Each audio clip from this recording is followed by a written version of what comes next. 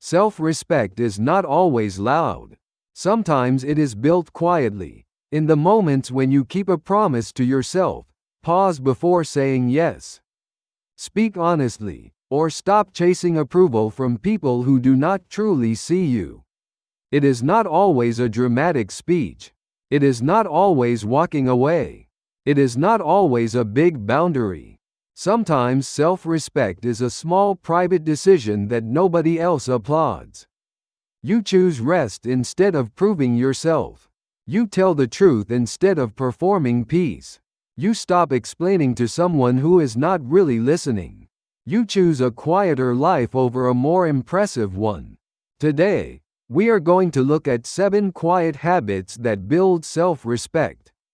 And habit number 5 is quiet, but it may change the way you see yourself more than any speech, argument, or explanation ever could.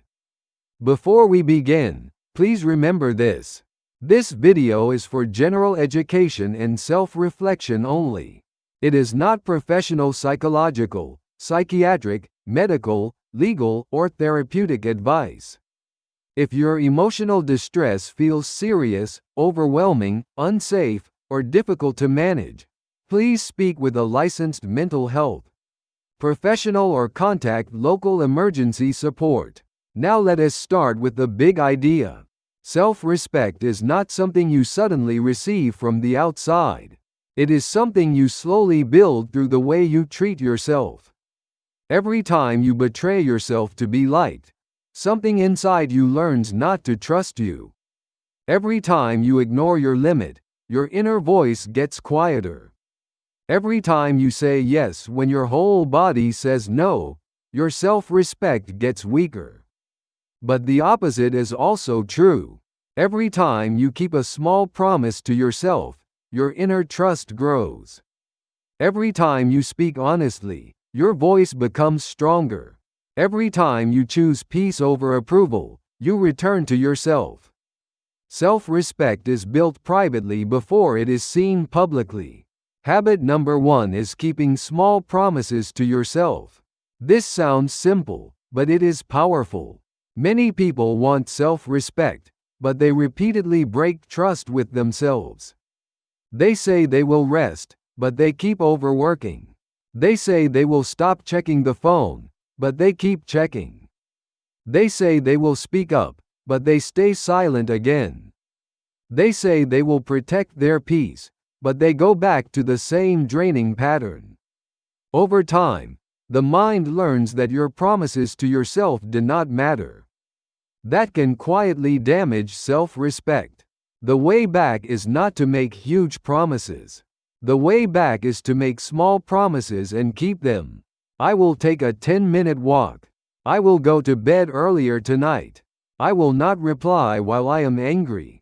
I will drink water before another cup of coffee. I will not explain myself again after I have already been clear. These small promises may look ordinary, but every kept promise sends a message. I can trust myself, and self-respect begins with self-trust.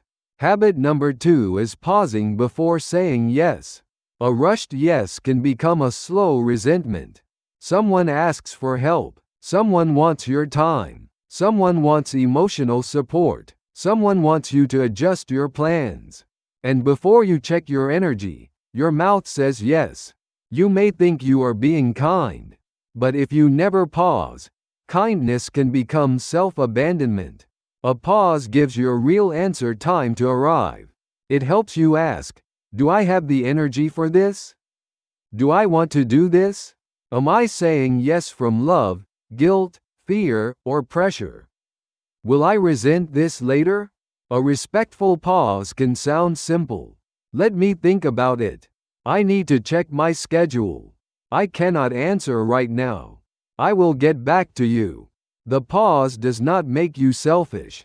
It makes you honest. Self-respect grows when your yes has integrity. A yes means more when it is chosen freely. And a no becomes easier when you stop treating every request like an emergency. Habit number 3 is speaking one honest sentence. You do not always need a long explanation. You do not always need a perfect speech. Sometimes self-respect grows from one honest sentence. That hurt me. I need more time. I do not agree. I am not available. I would prefer something different. I am not comfortable with that. I need to think before I answer. These sentences may feel small, but they can be powerful if you are used to silence. Many people lose self-respect because they keep swallowing their truth. They tell themselves it is not worth it. They say they are keeping the peace. They pretend they are fine. But the body remembers what the mouth refuses to say. You do not need to say everything. You do not need to turn every feeling into a confrontation. But you do need moments where your inner truth is allowed to have a voice. One honest sentence can remind you that you are still present in your own life. Habit number 4 is stopping the chase for approval. Approval can feel good. It is natural to want to be understood, appreciated, and respected.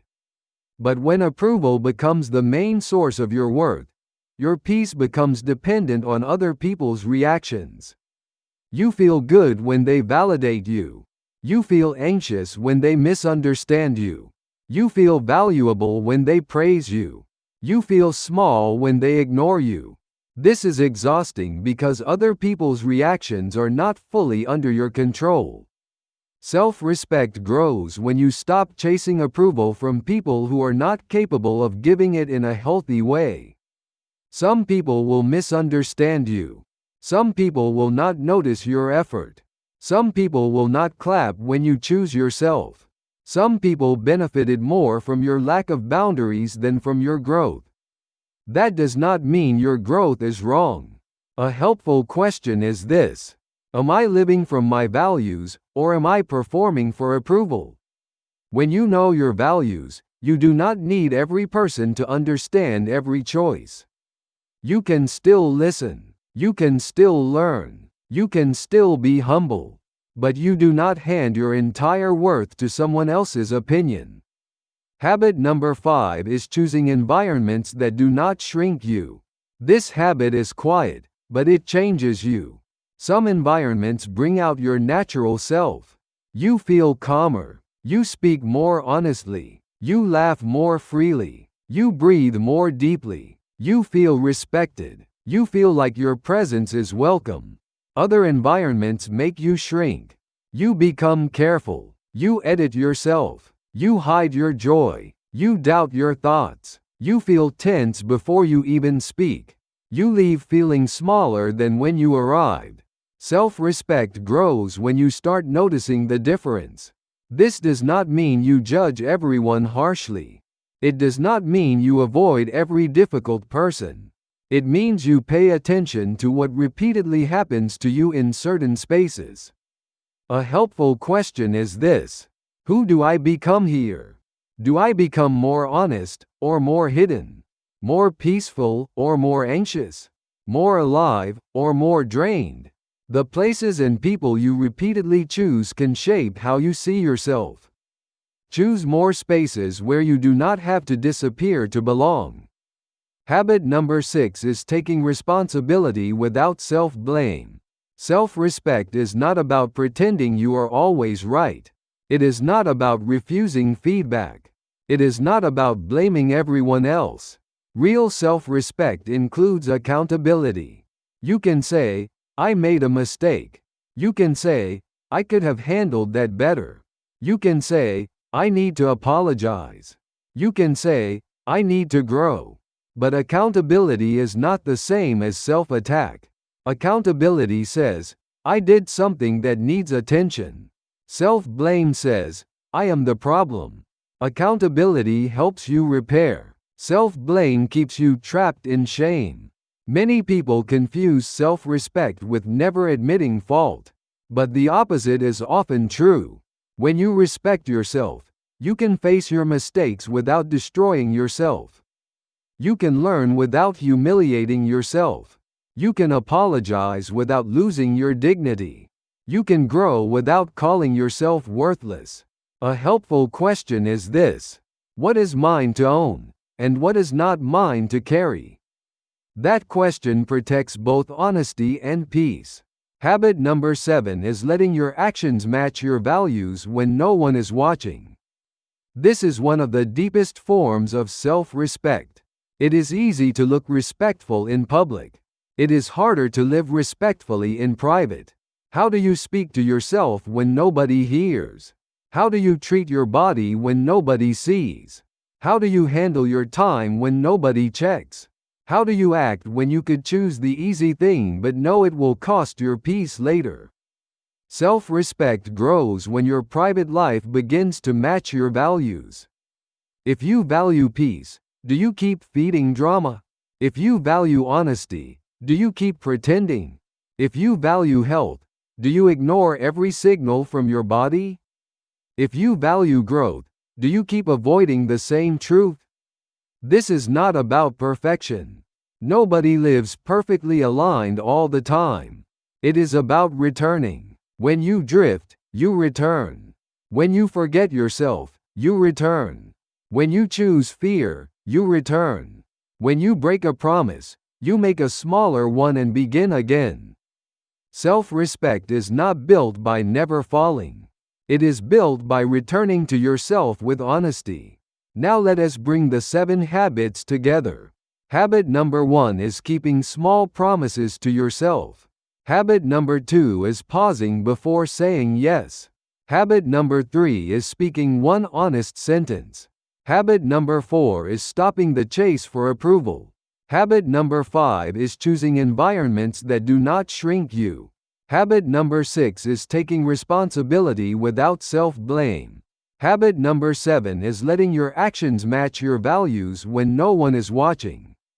If you want a simple self-respect checklist, try this. Keep one small promise today. Pause before one automatic yes. Speak one honest sentence. Release one person's approval. Choose one environment that helps you feel like yourself. Own one mistake without attacking yourself. And make one private choice that matches your values. You do not need to become loud to have self-respect. You do not need to become cold. You do not need to prove your worth to everyone. Self-respect often grows quietly. In your choices, in your pauses, in your boundaries, in your honesty, in the moment you decide not to abandon yourself again. Before you make any major emotional, relationship, medical, legal, or mental health decision, please remember that this video is for general education only. It is not professional psychological, psychiatric, medical, legal, or therapeutic advice. If you are experiencing serious emotional distress, please speak with a licensed mental health professional or contact local emergency support. If this video was helpful, subscribe to Golden Wisdom TV for practical psychology, emotional wisdom, and peaceful life lessons after 40. In the next video, we will look at 5 things emotionally strong people stop explaining.